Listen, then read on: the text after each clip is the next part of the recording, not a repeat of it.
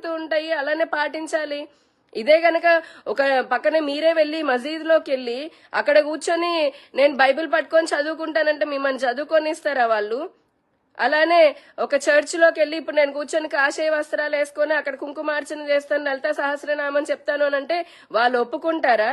ఒప్పుకోరు. ఎందుకంటే ఏ మతానికైనా వాళ్ళ వాళ్ళ ప్రార్థనా మందిరాల్లో సెట్ ఆఫ్ రూల్స్ ఉంటాయి.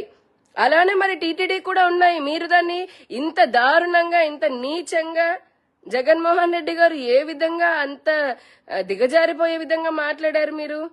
ఎందుకు ఈ విధంగా కులాలకు అసలు సంబంధం లేని విషయాల్లో కులాన్ని తీసుకొస్తున్నారు మీరు? దళితులంటే కులాన్ని చేశారా ఏంటి? మతాన్ని చేశారా దళితులంటే సెపరేట్ గా?